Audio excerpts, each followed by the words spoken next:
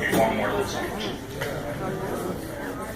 As Rabbi Victor said yesterday, after the chuppah, I was charged with finding and nominating speakers that will award the presentations to Yochanann. So I went over to Mr. Address, the guy right there, and asked him who he would like to introduce him and present him, and Debbie with the Guest of Honor Award. He said it didn't really matter to him. I could do it, the Rav can do it, anyone I choose. That's just the type of guy he is. He's humble, he's not looking for any preferences. So I immediately went and asked the Rav if he would do it. The Rav said, well, he'd rather have someone else do it. He was going to be delivering speeches anyway, he's going to be introducing the guest speaker, and Rabbi Mizrahi, so maybe somebody else should do it. I thought about it and realized he had a good point, because for him to do this as well would be a shtickle, like a wild thing, like somebody would actually, let's say, I don't know if you ever saw somebody else, do the ksuba and bracha achrita and speak by the wedding, you know, like, doesn't really happen. So then I went and I asked Barry, who's a good friend of mine, and the actresses, and he too declined. I, of course, should have realized it, because he has a very strict rule of not talking when it is not during davening. You know? And Dr. God, Rabbi Shafran, this joke is dedicated to you. Are you still here? No, you left? Okay. So I guess I'm stuck with it. Actually, I'm honored. Yankee is a very good friend of mine. What? David? I'm talking about the guy who has a 5 o'clock shadow at 9 a.m. David. Like I said, David is a very good friend of mine. And what's the difference? Yankee, David. What's the difference in the name? As long as the address is correct. I'm not through with that joke, by the way. The truth is that I'm elated that the addresses have agreed to accept this honor. They're really, really such wonderful people. I enjoy having them in the shul. I sit next to David, and he really makes it really pleasurable to come to shul. He helps the shul. We have a nice little bidding war when it comes to the aliyahs, and he just brings so much life and spark to the shul, along with his children, who drain me of candy. But what can I do? Father also is a shtickle Mike and Ike fan. Anyway, as you all know, we are on the verge of getting an influx in our community of all kinds of Hasidim. So I figured I would invite them to the dinner tonight so they can see the best Staten Island has to offer. So here's how a conversation went with one of the new immigrants. His name is Yochanann. Please follow closely so you can discern who is saying what, because I will be speaking both parts. Hello, Yochanann. This is Mendy Schwartz. I am the president of Agudas Yisrael, and I would like to invite you to our dinner. I already ate. I'm full. No, we are making a dinner for the shul. What? I don't understand. I don't speak no good English. Please speak Yiddish. Okay. This is President Schwartz. He cuts me off. Why are you making choizik from the president that he's Schwartz? No, you don't understand. I'm really the president, and I really am called Schwartz. So now you're making choizik from me? You expect me to believe you that you are the president of the USA? No, I'm the president of the AISI. No such country. I finally explained to him about the Aguda and the dinner that we're having, and we're honoring some worthy people. What is the name of the Oirech HaKoved the guest of honor. Address. He immediately gets upset. I'm asking your name, you give me address. Yes, address. Who's yes? Wie azoi heißt der Mensch, who's is the guest of honor? What is the name of the guest of honor? Address. Oi, Tata Zisa. Mach mich nicht beschüggen.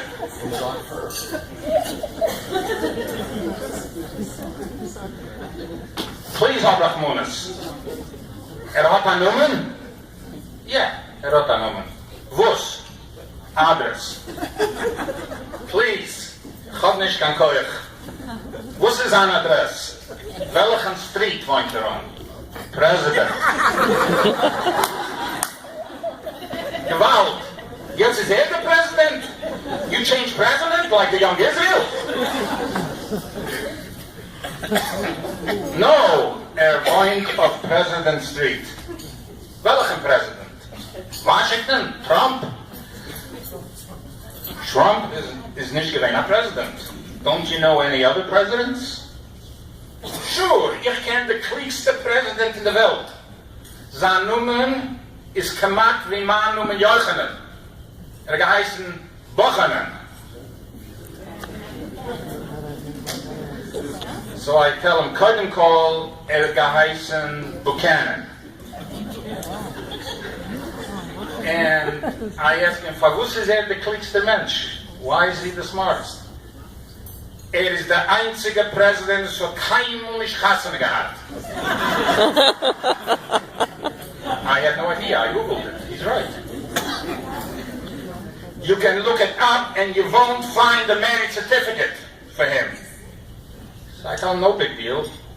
In some of the president, you can't find the birth certificate. So let me verstehen. Let me understand. The guest of honor lives on Yochanann Street? Yes. And his name is Address? No, his name is Israel. What is Israel? Israel. The nomen from the guest of honor is Israel. Israel, azoi wie Yisroel. Nor in English is Israel. It's a Yid? Tell him sure.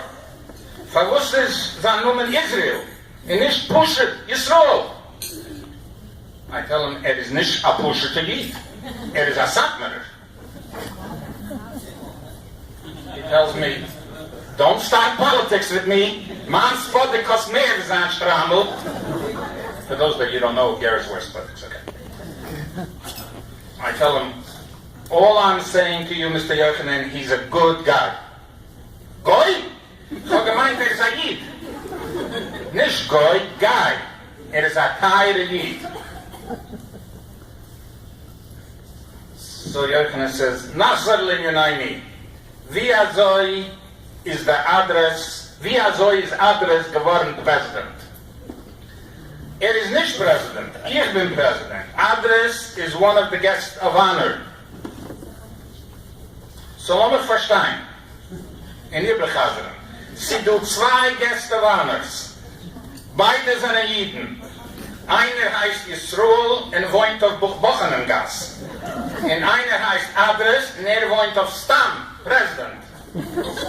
Am I gerecht? No, I answered him. That is Israel's new son-in-law. And with that, he hung up the phone on me.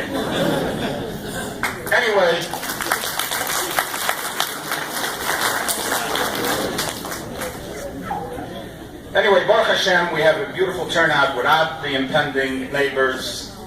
So I'm pleased to call up David and Debbie Address to accept the award for Guest of Honor.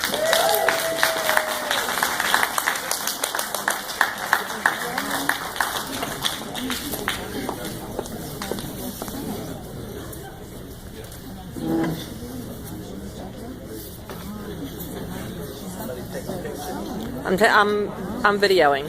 We have a proclamation from a member of Congress, Congressman Michael Grimm, certificate of special congressional recognition presented to David and Debbie Address in recognition of outstanding and invaluable service to the community, June 23rd, 2014.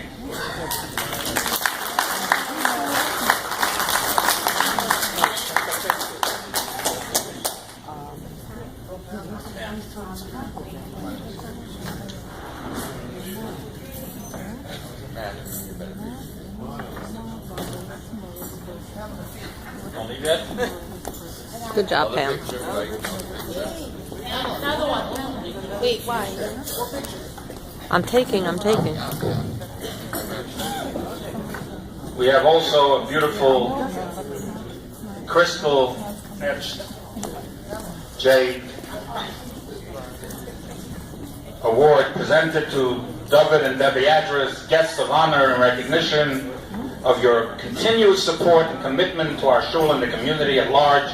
May you and your families go from strength to strength and continue your avodas hakodesh. V'chol mi she'osim tzortzei b'emunah hata divorki shalom schoram v'yishlach brachos l'slov ma'as yidei. Rabbi Moshe Meir Weiss, Mendy Schwartz President, Agudat Israel, Beis Eliezer, 18th Annual Dinner, June 23rd, 2014, 257-5774, Staten Island, New York.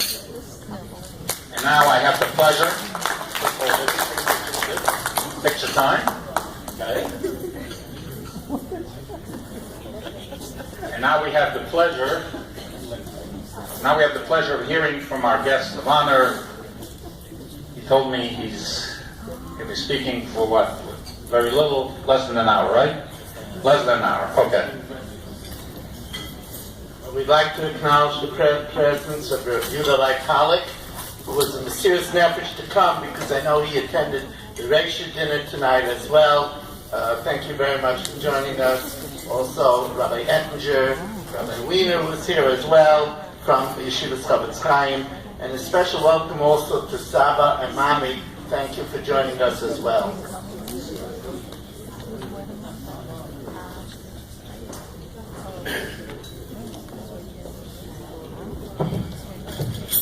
First of all, I want to thank you, Mendy, for turning off spell check for the ads, because otherwise address would come up wrong all the time.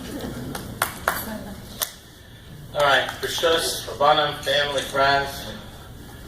Let me get a few thank yous out of the way first. Firstly, I obviously want to thank Hashem for everything. Secondly, I want to thank Rabbi Weiss, the Rebbitzin, Mendy, the Gabon, Lenny, board members, and basically everyone else who played a key part in the management of the shul and its programs. And again, Debbie and I thank you for this honor. Thirdly, I want to extend my warmest welcome and thank you to all our family and friends for coming out to support us in the Agudah. Fourthly, I would like to wish a hearty mazel tov to Beverly and Tiba Israel and family, who are dear friends of ours, and it's a well-deserved chesed honor. As Rabbi Weiss would say, as Aaron is the epitome of shalom, they're the epitome of chesed. You'll never hear no from them. And of course, a mazel tov to the chassan and Kala. And lastly, gotta get the wife on. Otherwise, I want to thank Debbie, my wife, who basically takes care of everything and everyone. I'd be lost without her. So, what brings us all here tonight? I'm sort of asking myself that same question because it sort of feels like jury duty. Before I knew what was happening, I was selected as a juror, and now I'm an honoree. Who knows where these things go? I'm sure there are many more people more deserving. Rabbi Weiss said to me, we need you, the shul needs you. You know, as it was getting a little late in the year for a dinner, how can I possibly turn him down? After all, I owe a lot of gratitude to Rabbi Weiss and the shul.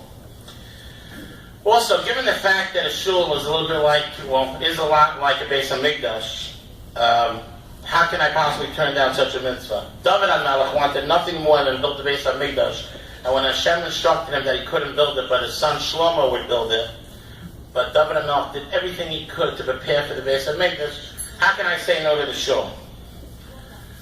So I heard this small word from Rabbi David Zerderer, and in some ways I think it's pretty fitting for tonight. Don't worry, it's not all the pages. I actually have 2 speeches in there. A new rabbi comes to a shul. Every week on Shabbos, a big fight erupts in davening when it comes to recite Shema. Half of the shul stands and half of the shul sits. The half who stand say, of course we stand for the Shema. It's basically the credo of Judaism. Throughout history, thousands of Jews have died with the word Shema on their lips. The half who remain seated say, no, but according to the Shulchan Aruch, if you're seated, you have to remain seated when you recite the Shema. So the people who are standing yell at the people who are sitting, stand up. The people who are sitting yell at them, you sit down. So finally, it was brought to the rabbi's attention that there's a nearby old age home, and there lived there a 98-year-old man who was one of the founding members of the shul. So in accordance with Talmudic tradition, the rabbis and one of each party went to go visit this old man in the nursing home to see if they could finally figure out what the right minhag of the shul is. So the rabbi, one who stands, one who sits, come in, and the one who stands runs over to the guy, we stand, we stand, we stand. So the old guy goes, no, we don't stand, that wasn't the minhag of the shul. So the other guy runs over, we sit, we sit, we sit. No, that wasn't the minhag of the shul. So the rabbi gets all frustrated and he goes, what's the minhag of the shul? He goes, that was the minhag of the shul, the fight about it. So in some ways this is a joke, but it's a little bit of reality in Jewish life. Let's take this week's Parsha, for example, Parsha's Korach. So Korach was from the tribe of Levi, a distinguished lineage, and he resented the fact that Moshe appointed his brother Kohen Gadol, and he was passed on for the chief position of Levi, Chief Levi, and it went to Moshe's cousin, Elitzaphan ben Uziel, and these things made Korach upset. Jealous, resentful, so he started forming a rebellion against Moshe Rabbeinu. So what did Korach do? He did what every other person who has a beef with the rabbi would do since that time. He convened a board meeting. He got key figures of the Jewish community and proceeded to convince them that Moshe was this power-hungry person, taking power and prestige for himself. And what started out as a personal gripe had the capacity to basically tear the whole fabric of the Jewish people. So what happened? We all know what happened in the end. Moshe asked Hashem to prove that he was only acting with divine directive, and he wasn't playing favorites. So Hashem creates this massive hole in the ground. Korach and the other Jews who instigated this argument and rebellion against Moshe Rabbeinu got swallowed up. Obviously, the irony of it all is that Korach got some recognition, because the Torah mentions, Zikar Bnei Yisrael, L'mala Shel Kravish, Shon Zar Aaron, Ulahaktik, Teres B'fnei Hashem, Lo Yiyeh Kekorach V'chadash Chashed Diber Hashem V'yad Moshe Shalai. Basically, don't act like Korach in his assembly with machlekes. So basically, the question arises: if machlekes and arguments are so bad, how can we find this all over Shas? We have this rabbi argues with this rabbi argues with this Talmud, Beis Shammai, Beis Hillel, Rabbi Yehuda Chachamim and Sukkot about 3 and 4 walls, Rabbi Shmuel Chachamim about when to recite the Shema. So it's brought down in Pirkei Avos. I'm almost done. Kol machlekes yeshi l'shem shemayim v'sefer l'skayim v'shein l'shem shemayim ein v'sefer l'skayim. Any machlekes which is for the sake of heaven, such as Beis Shammai and Beis Hillel, will endure at the end. But anything which is not for the sake of heaven won't endure the end. So as with all families and shul politics, without going into any examples, there are arguments from time to time. But at the end, if it's a shem shemayim and for the sake of the shul, we will endure. Just look at what we accomplished. Look at what the shul has done for us and the community. When I think about it, I look back at the last 20 years, I see the Agud as a focal point for all of us in this room, and the whole Staten Island community. I think, literally, if I look around at the people in this room and the Aguda, you're probably in almost half of the photo albums that we have in our house. I could probably create a timeline that show how people have aged over time. Debbie and I had Sheva Brachas in the shul. My daughter's kiddush was in the shul when she was born. My son's brisim were in the shul. Upsharon, bar mitzvahs, bar, the list goes on. It's really more than a shul and a bunch of board members. It's sort of a close-knit family. Just to give you an example, I come to shul on Friday night, only to find my good friend, Mendy, the president. He leaves a box of Mikey Ice in my stender. Where are you going to get that? Only at maybe some hotel slippers. Barry, the guy in the century, rattling off those aliyahs, giving us his gabbai shtick. Can't get that anywhere else. And who would think of a rabbi texting me 15 minutes before the dot, hope to see you there tonight. You don't get this in every show. But just look how Mendy and all the parties involved threw it together at dinner in only a few short weeks, which no one would have thought was humanly possible. We can achieve great things together.